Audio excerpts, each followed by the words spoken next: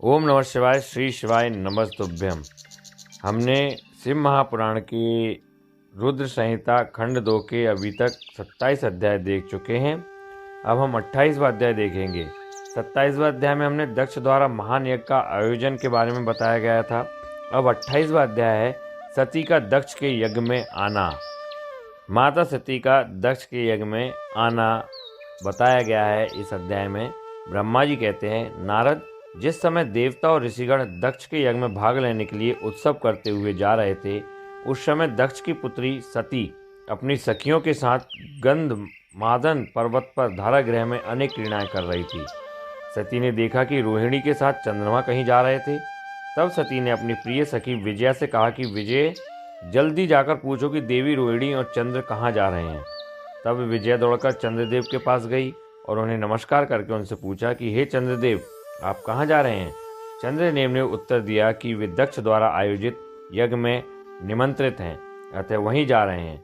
यज्ञोत्सव के बारे में सुनकर देवी विजया तुरंत देवी सती के पास आई और सारी बातों से सती को अवगत कराया। तब देवी सती को बड़ा आश्चर्य हुआ कि ऐसी क्या बात है जो पिताजी ने यज्ञोत्सव के लिए अपनी बेटी दामाद को निमंत्रण तो दूर सूचना भी नहीं दी। बहुत सोचने पर भी उनकी समझ में कुछ नहीं आ सका।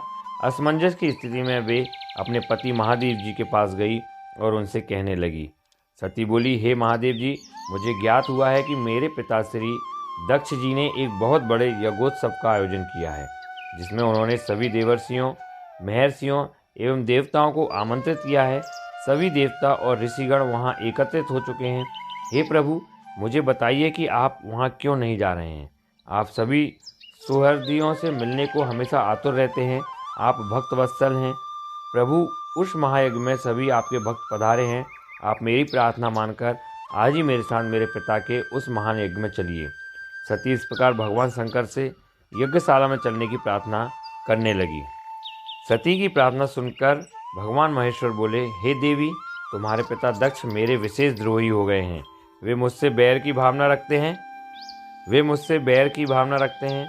इसी कारण उन्होंने मुझे निमंत्रण नहीं दिया, और जो बिना बुलाए दूसरों के घर जाते हैं वे मरण से भी अधिक अपमान पाते हैं।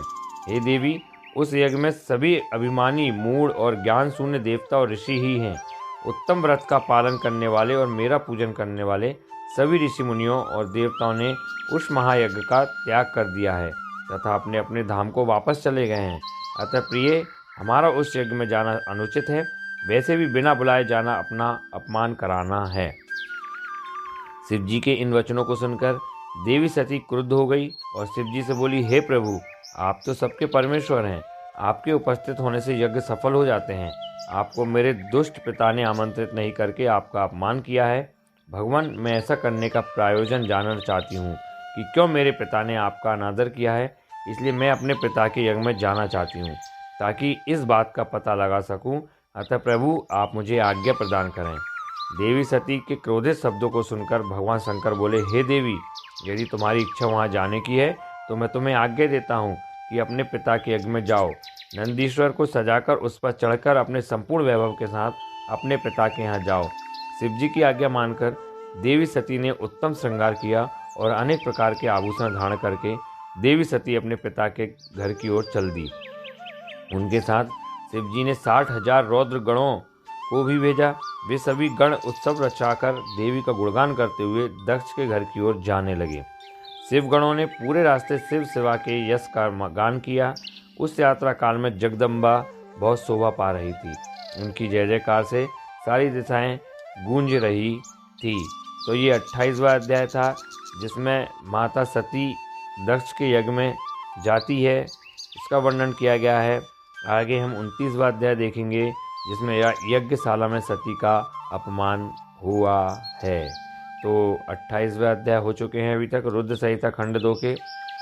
हम आगे भी ऐसे ही सुनाते जाएंगे आपको शिव पुराण। ओम नमः शिवाय, श्री शिवाय नमस्तुभ्यम। ओम नमः शिवाय, श्री शिवाय नमस्तुभ्यम।